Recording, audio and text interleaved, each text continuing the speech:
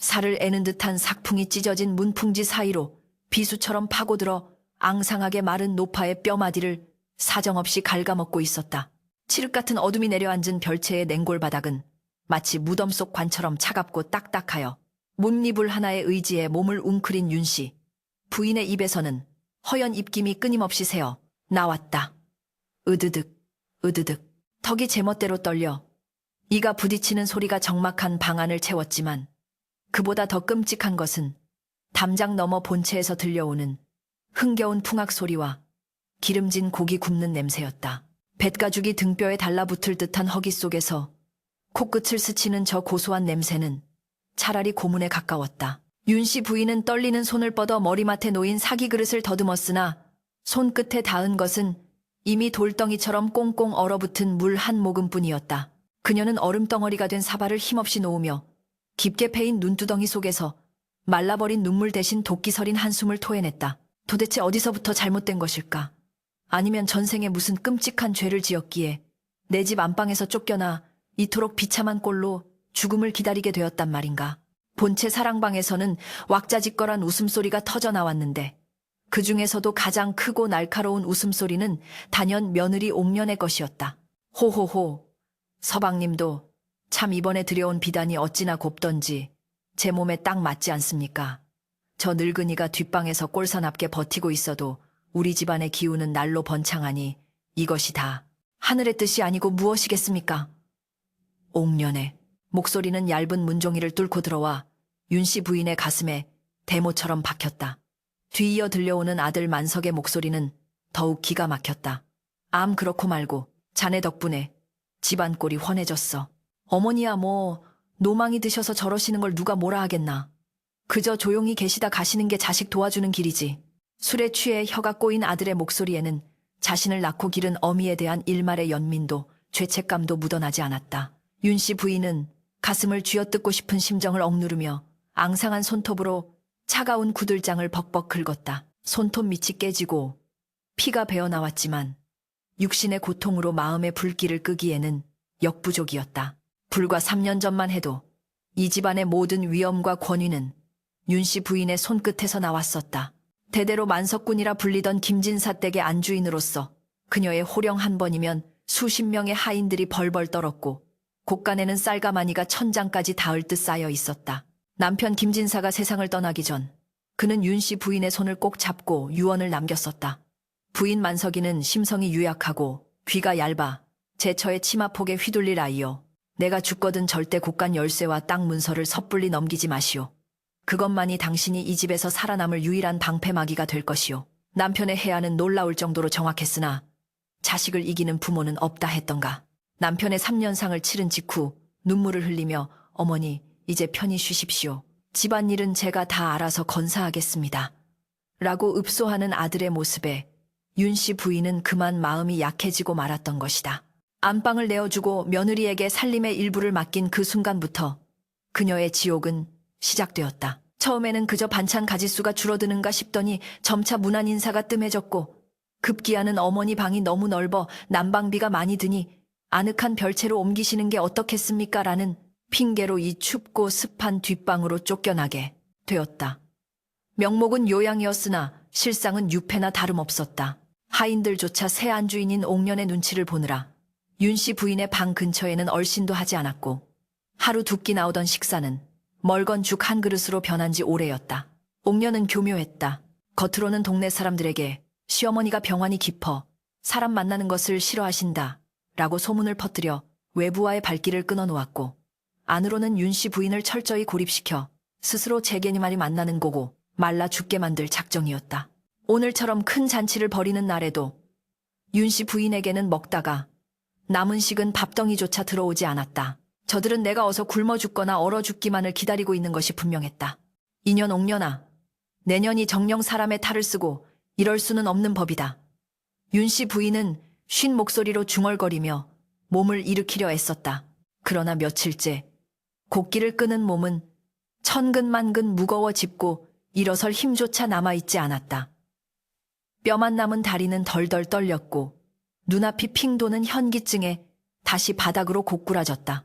차가운 냉기가 뺨에 닿자 서러움이 복받쳐 올랐다. 곱게 키운 아들놈이 제 처의 장단에 놀아나 제 어미를 짐승 취급하는 꼴을 보려고 그 모진 세월을 견디며 악착같이 재산을 불려왔단 말인가. 윤 씨 부인의 눈에서 마침내 참았던 눈물이 주르륵 흘러내려 차가운 바닥을 적셨다. 본체 쪽에서 들려오는 가야금 소리는 더욱 빨라지고 흥겨워져 마치 윤 씨 부인의 비참한 임종을 재촉하는 장송곡처럼 들려왔다. 그때 바람이 문풍지를 세차게 때리며 문고리가 덜컥거렸다. 마치 누군가가 들어오려는 듯한 소리에 윤 씨 부인은 화들짝 놀라 고개를 들었다. 혹시라도 만석이가 내 아들이 뒤늦게라도 정신을 차리고 어미를 보러 온 것은 아닐까 하는 신락 같은 희망이 스쳐 지나갔다. 그러나 문은 열리지 않았고 바람소리만 윙윙대며 낡은 창호지를 울릴 뿐이었다. 윤 씨 부인은 씁쓸한 미소를 지으며 품속 깊은 곳으로 손을 넣었다. 겹겹이 기워 입은 저고리 안쪽 끈으로 단단히 묶어둔 묵직한 쇳덩이가 손끝에 닿았다. 그것은 바로 김진사가 남긴 마지막 유산, 집안의 모든 땅 문서와 알짜배기 논밭의 소유권이 들어있는 비밀, 금고의 열쇠와 옥으로 된 인장이었다. 옥년이 그토록 며느리 노릇을 가장하며 알랑거렸던 이유도, 그리고 이제 본색을 드러내며 핍박하는 이유도 모두 이 열쇠 하나 때문이었다. 며느리는 윤 씨 부인이 열쇠를 어딘가에 숨겨두었으리라 짐작하고 방을 몇 번이나 뒤졌지만 윤 씨 부인은 잘 때조차 이 열쇠를 품에서 떼어놓지 않았다. 이것을 뺏기는 순간 자신의 목숨줄도 끊어질 것임을 본능적으로 알고 있었기 때문이었다. 만석과 옥녀는 윤 씨 부인이 노망이 나서 열쇠를 잃어버렸거나 어디 깊숙한 곳에 묻어두고 잊어버렸다고 생각하고 있었다. 그러니 죽이지는 못하고 스스로 기력이 다해 죽으면 샅샅이 뒤져 찾아낼 요량인 것이다. 내 눈에 흙이 들어가기 전에는 절대 너희들에게 이 열쇠를 넘겨주지 않을 것이다. 윤 씨 부인은 열쇠를 쥔 손에 힘을 주었다. 차가운 쇠의 감촉이 오히려 정신을 맑게 깨웠다. 배가 고프고 추운 것은 육신의 고통일 뿐 정신만은 별이고 벼려진 칼날처럼 서슬퍼렇게 살아있었다. 그녀는 생각했다. 이렇게 개처럼 죽을 수는 없다고. 저 폐륜적인 것들이 내 시신 위에서 춤을 추며 재산을 가로채는 꼴을 저승에서라도 볼 수는 없다고. 윤 씨 부인은 흐릿해져가는 의식을 다잡기 위해 입술을 깨물었다. 비릿한 피맛이 입안에 퍼지자 정신이 번쩍 들었다. 그녀는 힘겹게 몸을 굴려 벽에 기대앉았다. 그리고 달빛이 비치는 문사를 노려보며 다짐했다. 오늘 밤은 넘겨야 한다. 어떻게든 살아남아. 내일 날이 밝으면 마지막 승부수를 던져야 한다. 저들이 가장 방심하고 가장 기뻐서 날뛰는 그 순간에 이 늙은이가 아직 살아있음을, 그리고 호락호락하게 당하지 않음을 보여주어야 했다. 그때였다. 밖에서 바스락하는 소리가 들리더니 문종이 위로 희미한 그림자 하나가 어른거렸다. 바람 소리와는 분명 다른 누군가의 인기척이었다. 윤 씨 부인은 숨을 죽이고 그림자를 주시했다. 옥년이 보낸 하인일까? 아니면 밤손님일까? 긴장감에 심장이 쿵쿵 뛰었다. 그림자는 한참 동안 문 앞에 서서 망설이는 듯 하더니 조심스럽게 문고리를 잡았다. 끼익! 녹슬고 뒤틀린 경첩이 비명을 지르며 문이 아주 조금 열렸다.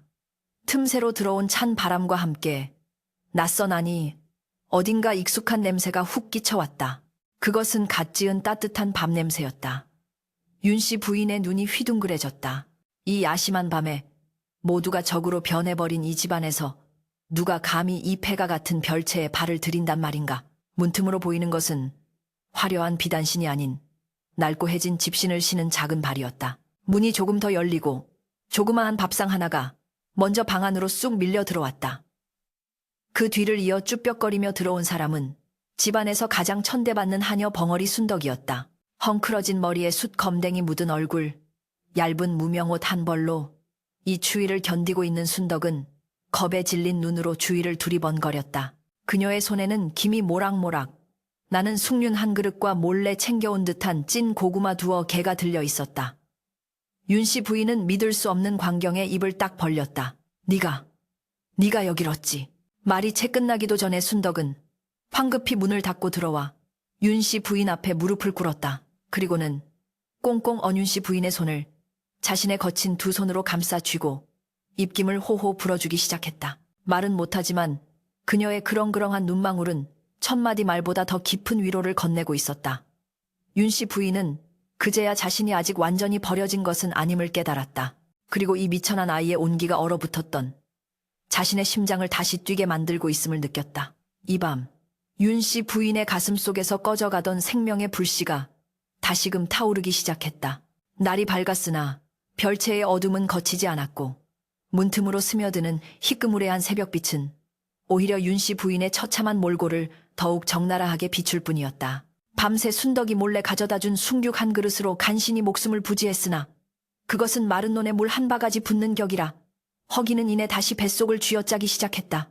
윤 씨 부인은 식은땀이 배어 축축하고 차가운 이부자리 속에서 몸을 뒤척이며 뼈마디가 쑤시는 고통을 삼켰다.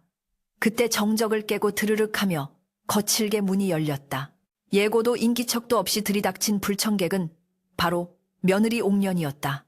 화려한 비단 치맛자락을 휘날리며 들어선 옥년의 얼굴에는 밤새 연회로 인한 피로보다는 아직도 숨이 붙어있는 시어머니를 향한 짜증과 도끼가 서려 있었다.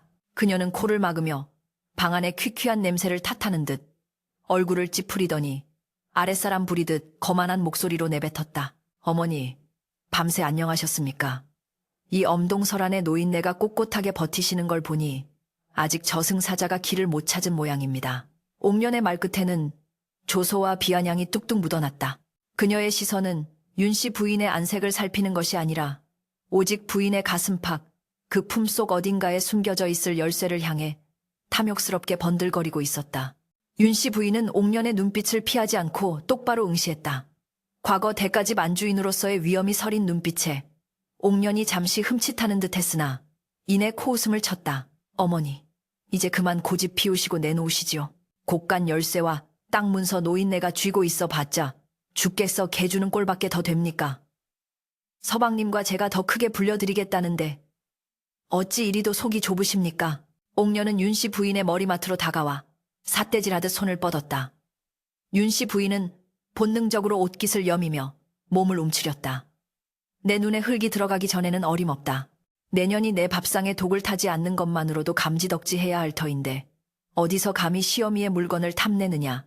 쇠가 긁히는 듯한 쉰 목소리였지만 그 안에 담긴 서슬퍼런 기세는 옥년을 주춤하게 만들었다. 옥년은 분에 못 이겨 얼굴이 불그락 푸르락 하더니 발을 구르며 소리쳤다. 좋습니다. 어디 굶어 죽을 때까지 버텨보시지요. 오늘부터는 물 한 모금도 들이지 말라. 이를 테니 벽에 똥칠할 때까지 그 열쇠나 끌어안고 사십시오.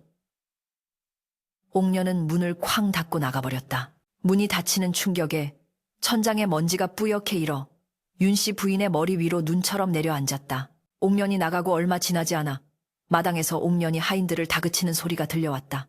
너희들 잘 들어라. 별채 근처에는 얼씬도 하지 말 것이며 혹여라도 늙은이에게 먹을 것을 갖다 주는 놈이 있다면 내 그놈의 다리 몽둥이를 분질러 놓을 것이다. 알겠느냐 하인들의 겁먹은 대답 소리가 웅성거림으로 돌아왔다. 윤 씨 부인은 씁쓸함에 입술을 깨물었다. 집안의 기강이 땅에 떨어져도 유분수지 며느리가 시어머니를 감금하고 아사시키려 작정하고 덤비는 꼴이라니. 그때 열린 창호지 구멍으로 마당 한 구석에 서 있는 아들 만석의 모습이 보였다. 그는 옥년이 악을 쓰며 하인들을 단속하는 모습을 뻔히 보고 있으면서도 뒷짐을 진 채 먼 산만 바라보고 있었다. 만석의 시선은 불안하게 흔들렸지만 결코 별채 쪽으로는 향하지 않았다. 그는 아내의 악행을 묵인함으로써 자신의 양심을 팔아넘기고 그 대가로 얻어질 재산을 기다리는 비겁한 공범자였다. 윤 씨 부인은 차라리 만석이 들어와 자신에게 욕을 하고 뺏어가려 했다면 덜 비참했을 것이라 생각했다. 자식이 부모를 외면하는 저 침묵이야말로 가장 잔인한 살인이었다. 만석아, 네가 정녕 내 뱃속으로 낳은 자식이 맞더냐. 윤 씨 부인의 눈에서 흐르던 눈물조차 말라버린 듯 가슴속 깊은 곳에서 피울음이 터져 나왔다. 시간이 얼마나 흘렀을까. 해는 중천에 떴다가 다시 서산으로 넘어가고 별채에는 다시금 짙은 어둠과 냉기가 찾아왔다.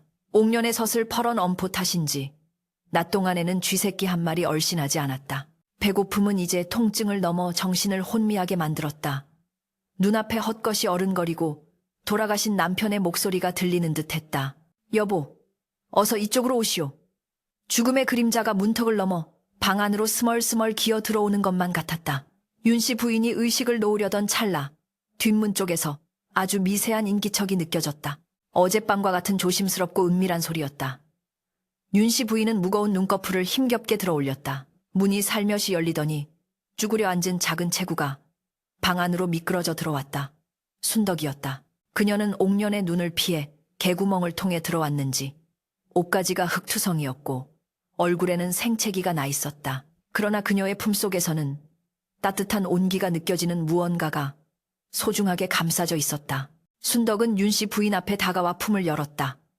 헝겊에 싼 주먹밥 2덩이와 작은 호리병에 담긴 따뜻한 물이었다. 그녀는 윤씨 부인을 부축해 앉히고는 떨리는 손으로 주먹밥을 조금씩 떼어 부인의 입에 넣어주었다. 거친 보리밥에 소금간만한 투박한 음식이었지만 윤씨 부인에게는 세상 그 어떤 진수성찬보다 귀하고 맛있는 음식이었다. 음식물이 목구멍을 넘어가자 끊어질 듯했던 생명줄이 다시 이어지는 느낌이었다. 윤씨 부인은 씹을 힘도 없어 입안에서 밥알을 녹이며 순덕의 얼굴을 찬찬히 뜯어보았다. 본래 순덕은 윤씨 집안의 먼 친척 되는 아이였다. 어려서 부모를 여의고 오갈 데 없는 것을 윤씨 부인이 거두어 밥이나 먹여주며 잔심부름을 시켰던 아이였다. 어릴 때 열병을 알아 말을 못하게 되었지만 그 심성만큼은 비단결처럼 고와 윤씨 부인이 내심 아끼던 아이였다. 옥년이 들어온 후로 순덕은 가장 천한 일을 도맡아 하며 구박덩어리가 되었지만 은혜를 잊지 않고 이렇게 목숨을 걸고 자신을 찾아온 것이었다. 피 한 방울 섞이지 않은 이 아이가 친자식보다 더한 효도를 하고 있으니 하늘이 내린 인연이 아니고 무엇이랴. 순덕은 윤씨 부인이 먹는 모습을 보며 소리 없이 눈물을 뚝뚝 흘렸다. 그녀의 거친 손등 위로 떨어진 눈물방울이 등잔불에 반사되어 보석처럼 빛났다. 순덕은 손짓으로 무언가를 열심히 설명하려 애썼다. 자신의 목을 가리키고 밖을 가리키며 손을 X자로 만드는 심염을 했다. 말을 못하니 답답할 노릇이었지만 윤씨 부인은 그녀의 뜻을 금세 알아차렸다. 마님 받기 위험해요. 며느리 아기씨가 마님을 해치려 해요. 부디 조심하세요. 라는 뜻이리라. 윤씨 부인은 순덕의 손을 꼭 잡았다. 고맙다 순덕아. 네가 나를 살리는구나. 내 이 은혜는 죽어서도 잊지 않으마. 윤씨 부인의 말에 순덕은 고개를 세차게 저으며 윤씨 부인의 품에 얼굴을 묻고 흐느꼈다. 벙어리의 울음소리는 밖으로 터져나오지 못하고 가슴속에서 맴돌아 듣는 이의 애간장을 더욱 녹이게 만들었다. 윤씨 부인은 순덕의 등을 쓰다듬으며 결심을 굳혔다. 나 하나 죽는 것은 두렵지 않으나 내가 죽고 나면 이 착한 아이가 저 악독한 년의 소나귀에서 짐승만도 못한 삶을 살게 될 것이 뻔했다. 순덕을 위해서라도 그리고 땅속에 묻힌 남편의 유지를 지키기 위해서라도 이대로 무너질 수는 없었다. 그때 밖에서 날카로운 고함이 들려왔다. 거기 누구냐? 별채 쪽에서 무슨 소리가 들린 것 같은데 옥년의 목소리였다. 순덕이 화들짝 놀라 몸을 떨었다. 윤씨 부인은 급히 순덕을 등 뒤로 숨기고 이불을 덮어 씌웠다. 그리고 호리병과 남은 주먹밥을 자신의 치마폭 아래로 감췄다. 드르륵 문이 다시 거칠게 열리고 옥년이 등불을 들고 서 있었다. 그녀의 눈은 매처럼 방 안을 훑었다. 어머니 혼잣말을 하시는 겁니까? 아니면 쥐새끼라도 키우시는 겁니까? 옥년은 방 안으로 성큼 들어와 이리저리 살폈다. 윤씨 부인은 태연한 척 옥년을 노려보며 말했다. 늙은이가 아파서 신음 좀 낸 것이 죄가 되느냐? 밤중에 웬 행패냐? 옥년은 코웃음을 치며 방구석에 놓인 낡은 장롱을 툭 걷어찼다. 흥, 귀신씨 나라 까먹는 소리 마십시오. 내 분명 무슨 소리를 들었는데. 옥년의 시선이 윤씨 부인의 등 뒤 불룩하게 솟은 이불 쪽으로 향했다. 긴장감이 팽팽하게 감돌았다. 순덕이 들키면 저 독한 년이 무슨 짓을 할지 모른다. 윤씨 부인의 심장이 터질 듯 뛰었다. 옥년이 의심스러운 눈초리로 윤씨 부인 쪽으로 다가오던 찰나마당에서 마님, 큰일 났습니다. 사랑채의 불이 하는 하인의 다급한 외침이 들려왔다. 옥년은 쏘스라치게 놀라며 뭐라고 불하고 소리치며 황급히 밖으로 뛰쳐나갔다. 사실 불이 난 것이 아니라 만석이 술김에 촛대를 넘어뜨려 연기가 조금 난 것뿐이었지만 재산에 목숨 건 옥년에게는 청천벽력 같은 소리였을 것이다. 옥년이 사라지자 윤씨 부인은 안도의 한숨을 내쉬며 순덕을 이불 속에서 꺼냈다. 순덕은 공포에 질려 파랗게 질린 얼굴로 덜덜 떨고 있었다. 윤씨 부인은 순덕의 어깨를 잡고 단호하게 말했다. 순덕아, 잘 듣거라. 이제 이곳은 위험하다. 오늘 밤은 돌아가고 내일 날이 밝으면 장터로 나가서 김생원 댁을 찾아라. 내 심부름이라고 하면 알 것이다. 윤씨 부인은 품속에서 작은 놀이개 하나를 꺼내 순덕의 손에 쥐어주었다. 이것은 만약을 대비해 숨겨둔 마지막 비상금과도 같은 것이었다. 이것을 보여주며 도움을 청해라. 내일 내 운명을 걸고 큰 판을 벌일 것이다. 네가 내 손발이 되어주어야 한다. 순덕은 결의에 찬 눈빛으로 고개를 끄덕이고는 어둠 속으로 조용히 사라졌다. 다시 홀로 남겨진 윤씨 부인은 칠흑 같은 어둠 속에서 문사를 응시했다. 아들과 며느리의 패류는 이제 선을 넘었다. 저들은 단순히 재산을 원하는 것이 아니라 자신의 존재 자체를 지워버리려 하고 있었다. 그러나 호랑이 굴에 들어가도 정신만 차리면 산다고 했다. 옥년이 재물에 눈이 멀어 날뛰는 지금이 오히려 기회일 수 있었다. 윤씨 부인은 품속의 열쇠를 다시 한번 꽉 쥐었다. 차가운 쇳덩이가 뜨거운 복수심으로 달아오르는 듯했다. 내일은 마을에 암행어사가 뜬다는 소문이 돌던 날이었다. 옥년과 만석은 그 소문을 이용해 자신들의 명성을 높이려 잔치를 벌일 계획을 세우고 있었다. 겉으로는 효자, 효부 흉내를 내며 마을 사람들을 속이려 들 것이 뻔했다. 그렇다면 나도 장단을 맞춰주마. 내년이 판 함정에 내년이 빠지게 만들어주마. 윤씨 부인의 입가에 서늘한 미소가 번졌다. 앙상한 가지 끝에 매달린 마지막 잎새처럼 위태로워 보였던 그녀의 생명력은 이제 거대한 폭풍을 불러올 씨앗이 되어 꿈틀대고 있었다. 밤은 깊어가고 결전의 날이 서서히 밝아오고 있었다.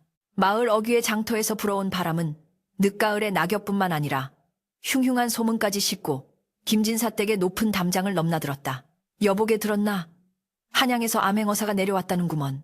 이번 어사는 콧구멍이 2개라도 냄새 맡는 재주가 귀신 같아서 고을 수령들의 비리며 양반네들의 패륜을 족집게처럼 집어낸다지 뭔가.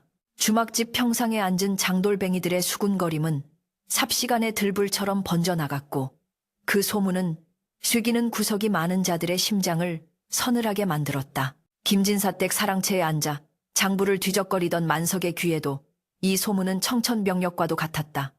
그는 쥐고 있던 붓을 떨어뜨리며 사색이 되었다. 만약 암행어사가 이 집에 들이닥쳐 병든 노모를 별채 뒷방에 유폐시키고 짐승처럼 굶겨 죽이려 했다는 사실을 알게 된다면 그것은 단순히 곤장 몇 대로 끝날 일이 아니었다. 삼강오륜을 으뜸으로 치는 조선 땅에서 불효부셔는 곧 사회적 매장이요 관아에 끌려가 가산을 몰수당하고 유배를 가도 할 말이 없는 중죄였다. 만석은 허둥지둥 안채로 뛰어들어가 아내 옥년을 찾았다. 옥년은 안방 아랫목에 앉아 비단 옷감을 매만지며 희희낙낙하고 있다가 남편의 사색이 된 얼굴을 보고는 눈살을 찌푸렸다. 아니, 대낮부터 귀신이라도 본 사람 마냥 왜 그리 호들갑이십니까? 만석이 떨리는 목소리로 암행어사 출두 소문을 전하자 옥년의 얼굴에서도 핏기가 싹 가셨다. 그녀의 손에서 매끄러운 비단이 스르르 미끄러져 바닥으로 떨어졌다. 탐욕으로 번들거리던 그녀의 눈동자가 불안으로 심하게 흔들렸다. 어사라니요. 그게 정말입니까? 옥년은 입술을 잘근잘근 깨물며 방안을 서성였다. 그녀의 머릿속은 복잡하게 돌아갔다. 지금까지 시어머니를 학대한 사실이 드러나면 그동안 쌓아올린 재물은커녕 목숨조차 부지하기 힘들 터였다. 그러나 옥년은 보통 내기가 아니었다. 위기의 순간 그녀의 교활한 머리는 비상하게 돌아갔다. 그녀는 탁 하고 무릎을 치며 음흉한 미소를 지어 보였다. 서방님, 호랑이 굴에 들어가도 정신만 차리면 산다고 했습니다. 위기를 기회로 바꿔야지요. 옥년은 만석의 귀에 대고 속삭였다. 어차피 내일 모레가 어머님 칠순 아닙니까? 이참에 동네가 떠나가라. 잔치를 여는 겁니다. 고을 삿도며 유지들을 모조리 불러놓고 우리가 얼마나 지극정성으로 노모를 모시는지 보여주는 겁니다. 비단옷을 입히고 산의 진미를 차려드리면 누가 감히 우리를 불효자라 손가락질하겠습니까? 어사가 온다 해도 효자 효부 집안이라 칭송하며 상이라도 내릴지 누가 압니까? 만석의 얼굴이 금세 밝아졌다. 오호라 역시 부인의 지혜는 제갈공명 뺨치는구려. 당장 하인들을 풀어 잔치 준비를 서두르라 하겠소. 부부는 서로를 마주보며 회심의 미소를 지었지만 그 미소 뒤에는 시어머니를 잔치판에 꼭두각시로 세우고 잔치가 끝나는 대로 다시 뒷방에 처박아 버리겠다는, 아니 어쩌면 그 혼란을 틈타 아예 숨통을 끊어놓겠다는 무서운 사리가 숨겨져 있었다. 그 시각 별채의 냉골에 누워있던 윤씨 부인은 본체의 갑작스러운 소란을 감지했다. 하인들이 부산하게 움직이고 고소한 음식 냄새가 다시 진동하기 시작했다. 무슨 꿍꿍이일까? 윤씨 부인은 직감적으로 불길함을 느꼈다. 어젯밤 순덕을 통해 전해 들은 바로는 분명 자신을 해하려던 자들이었다. 그런데 갑자기 잔치라니. 그때 굳게 닫혀있던 별채 문이 활짝 열리며 옥년이 들어왔다. 이번에는 혼자가 아니었다. 건장한 여종 2명을 대동하고 김이 모락모락 나는 뜨거운 물통과 화려한 비단옷을 들고 온 것이다. 옥년의 얼굴에는 가식적인 미소가 덕지덕지 발려 있었다. 어머니, 아이고, 이 좁은 방에서 얼마나 답답하셨습니까? 내일이 어머니 칠순 잔칫날이라 저희가 아주 성대하게 준비했습니다. 사또나리도 오신다 하니 묵은 때를 벗고 꽃단장을 하셔야지요. 옥년의 목소리는 꿀을 바른 듯 달콤했으나 눈빛은 시어머니의 몸 구석구석을 훑으며 그것을 찾고 있었다. 자, 얘들아, 어머니를 씻겨드려라. 구석구석 아주 꼼꼼하게 말이다. 옥년의 명령이 떨어지자 여종들이 윤씨 부인에게 달려들었다. 그것은 목욕이라기보다 수색에 가까웠다. 여종들은 윤씨 부인의 낡은 저고리와 치마를 거칠게 벗겨냈다. 앙상하게 뼈만 남은 나신이 찬 공기에 드러나자 윤씨 부인은 수치심과 추위에 몸을 떨었다. 그러나 그녀는 반항하지 않았다. 반항할 힘도 없거니와 지금 저항했다가는 옥년의 의심을 더 살 뿐이었다. 윤씨 부인은 눈을 질끈 감고 이 치욕을 견뎌냈다. 옥년은 팔짱을 낀 채 그 광경을 지켜보며 벗어놓은 옷가지들을 이 잡듯 뒤지기 시작했다. 저고리, 기치마 주름, 심지어 버선목 안쪽까지 샅샅이 훑었다. 하지만 옥년이 그토록 찾아 헤매던 열쇠와 인장은 어디에도 없었다. 옥년의 미간이 점점 찌푸려지기 시작했다. 분명 몸에 지니고 있었을 텐데 도대체 어디로 빼돌린 거야?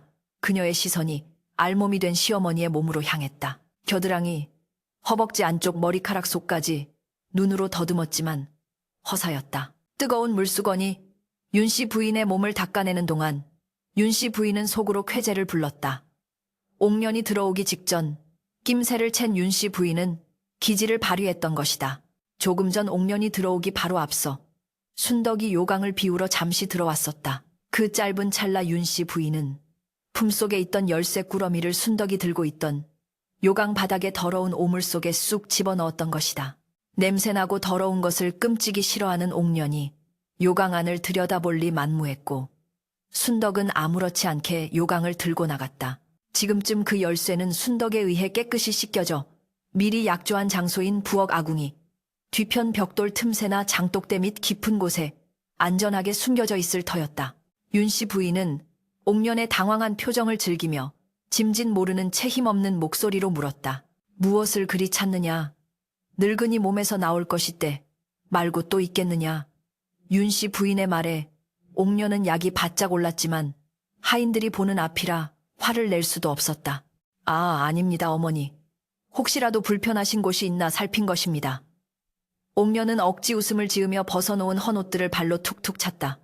결국 빈손이었다. 옥년은 분을 사기며 하인들에게 눈짓했다.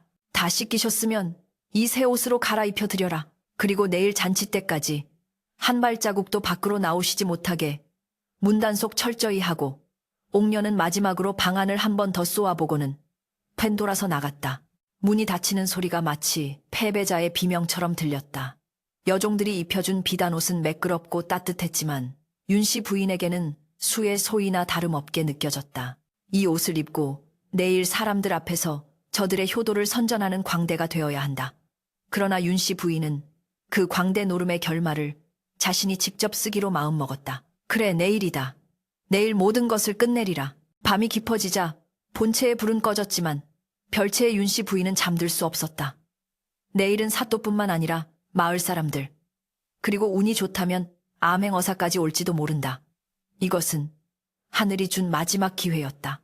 윤씨 부인은 자리에 앉아 내일 해야 할 말과 행동을 머릿속으로 수없이 되뇌었다. 말 한마디 손짓 하나에 목숨이 달려 있었다. 만약 실패한다면 저들은 잔치가 끝난 직후 자신을 독살하거나 사고로 위장해 죽일 것이다. 그리고 순덕이마저 무사하지 못할 것이다. 두려움이 엄습했지만 그보다 더 큰 분노가 그녀를 지탱했다. 그때 창밖에서 부엉이 울음소리가 들렸다. 그것은 마치 내일 벌어질 피바람을 예고하는 신호 같았다.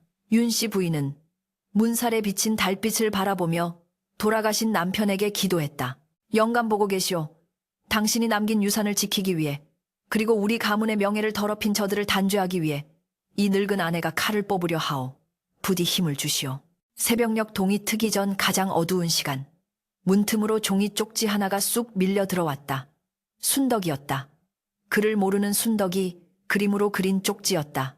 삐뚤빼뚤하게 그려진 그림은 커다란 솥과 그 옆에 숨겨진 열쇠 모양, 그리고 갓을 쓴 사람 사또 혹은 양반의 모습이었다. 열쇠는 안전하고 약속한 사람, 김생원에게 연락이 닿았다는 뜻이리라. 윤 씨 부인은 쪽지를 읽고는 입가에 희미한 미소를 띄었다. 그러고는 촛불에 쪽지를 태워 흔적을 없앴다.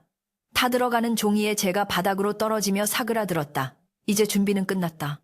옥룡과 만석이 자신들이 판 함정인 줄도 모르고 흥청망청 잔치를 준비하는 동안 윤 씨 부인은 그 함정의 바닥에 날카로운 창을 꽂아놓고 기다리고 있는 셈이었다. 날이 밝았다. 밖은 벌써부터 시끌벅적했다. 돼지 잡는 비명, 전 부치는 냄새, 하인들의 고함이 뒤섞여 활기찬 지옥의 아침을 알렸다. 잠시 후 옥년이 보낸 하녀들이 들어와 윤 씨 부인을 부축해 일으켰다. 마님 가시지요. 상석이 마련되었습니다.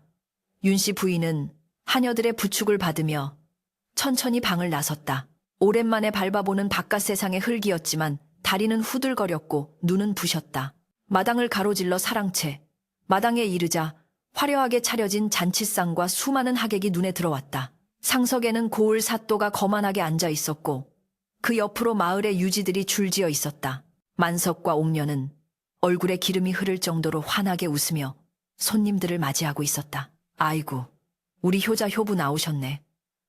누군가의 외침에 사람들의 시선이 일제히 윤 씨 부인에게 쏠렸다. 화려한 비단옷을 입었지만 그 옷 속에 감춰진 앙상한 몸과 우탄 눈빛은 가릴 수 없었다. 그러나 사람들은 겉모습만 보고 호강하셔서 얼굴이 고우시네라며 입에 발린 칭송을 늘어놓았다. 윤 씨 부인은 옥년의 손에 이끌려 사또 옆 상석에 앉혀졌다. 눈앞에는 산의 진미가 가득했다. 며칠 전만 해도 미음 한 그릇이 없어 굶주렸던 그녀 앞에 놓인 이 풍성한 음식들은 차라리 모욕이었다. 만석이 술잔을 높이 들고 외쳤다.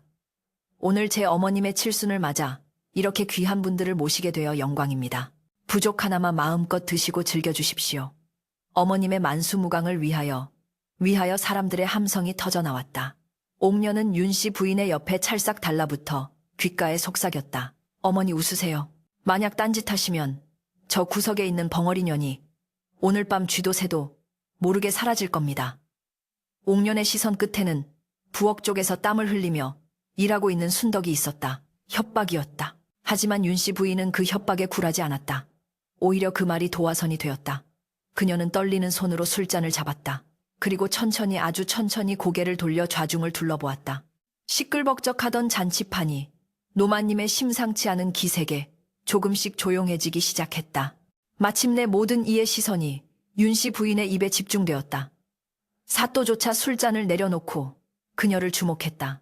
윤 씨 부인은 마른 침을 삼키고 평생 모은 힘을 다해 입을 열 준비를 했다. 옥녀는 불안한 눈빛으로 시어머니의 팔을 꼬집었지만 윤 씨 부인은 아랑곳하지 않았다. 그녀의 눈빛은 더 이상 힘없는 노인의 것이 아니었다. 그것은 심판자의 눈이었다. 폭풍 전야의 고요함이 고택의 마당을 짓눌렀다. 이제 곧 거짓의 가면이 벗겨지고 추악한 진실이 만천하에 드러날 시간이었다. 마당을 가득 메운 수백 명의 하객들이 숨을 죽인 채 윤 씨 부인의 입만 바라보고 있었다. 늦가을의 차가운 바람이 휘몰아쳐 잔치상의 촛불을 위태롭게 흔들었으나 그보다 더 위태로운 것은 좌중을 압도하는 팽팽한 긴장감이었다. 옥녀는 식은 땀이 흐르는 손을 치마폭 속에 감춘 채 눈으로는 시어머니를 향해 살벌한 경고를 보내고 있었다. 허튼 수작 부리면 저 벙어리녀는 죽은 목숨이다. 라는 무언의 협박이었다. 만석 역시 굳은 표정으로 마른 침을 삼키며 어머니의 동태를 살폈다. 윤씨 부인은 천천히 아주 천천히 손에 든 술잔을 들어 올렸다. 앙상한 손목이 가늘게 떨려 술잔 속에 맑은 청주가 찰랑거리며 흘러넘쳤다. 그 모습이 마치 피눈물을 흘리는 듯하여 보는 이들의 가슴을 서늘하게 만들었다. 마침내 윤씨 부인의 입술이 달싹였다. 네, 오늘 이 기쁜 날을 맞아 하객 여러분과 사또나리 앞에서 꼭 하고 싶은 말이 있습니다. 윤씨 부인의 목소리는 낮고 갈라졌으나 그 울림은 기이할 정도로 또렷하여 마당 구석에 선 하인들의 귀에까지 파고들었다. 그녀는 고개를 돌려 옆에 앉은 옥년을 바라보았다. 옥년은 억지 미소를 지으며 시어머니의 눈길을 마주했다. 윤씨 부인의 입가에 기묘한 미소가 번졌다. 그것은 자애로움이라기보다는 모든 것을 초월한 자만이 지을 수 있는 서글픈 해탈의 미소였다. 고맙다. 내 며느리야. 윤씨 부인의 외침이 마당에 울려 퍼지자 옥년과 만석의 어깨가 동시에 움찔하며 내려갔다.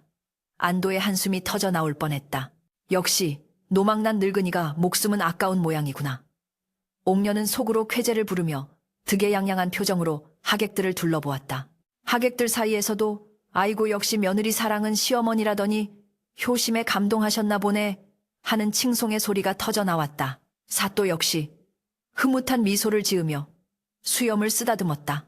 분위기가 화기애애하게 무르익으려던 찰나 윤씨 부인의 말이 이어졌다. 정말 고맙다. 지난 3년간 따뜻한 아랫목 대신 얼음장 같은 별채 냉골에서 지내게 해주어 늙은이의 몸에 열이 오를 틈을 주지 않았으니 얼마나 고마운가. 순간 왁자지껄하던 잔치판에 찬물을 끼얹은 듯 정적이 흘렀다. 옥년의 미소가 경련을 일으키며 굳어졌다. 사람들은 귀를 의심하며 서로의 얼굴을 쳐다보았다. 만석이 당황하여 벌떡 일어나려 했으나 윤씨 부인은 그보다 빨랐다. 그녀의 목소리는 점점 더 커지고 날카로워져 비수처럼 허공을 갈랐다. 또한 고맙다. 기름진 쌀밥과 고기 반찬은 노인의 소화를 돕지 못한다 하여 하루 한 끼 쉰 밥덩이나 맹물로 내 위장을 비워주었으니 이 또한 장수의 비결이 아니겠느냐. 내년에 그 지극한 효성 덕분에 내 백가죽이 등뼈에 달라붙어 몸이 깃털처럼 가벼워졌으니 이 은혜를 어찌 다 갚겠느냐. 어머니 취하셨습니다. 이게 무슨 망발이십니까? 만석이 사색이 되어 소리치며 윤씨 부인의 팔을 잡아 끌었다. 옥년 역시 파랗게 질린 얼굴로 외쳤다. 아이고 어머님, 노망이 또 도지셨군요. 어서 안으로 모셔라. 뭐 하고 있느냐? 하인들이 우물쭈물하며 다가오려 하자 윤씨 부인은 만석의 손을 거칠게 뿌리쳤다. 어디서 그런 힘이 나왔는지 만석이 뒤로 비틀거리며 물러났다.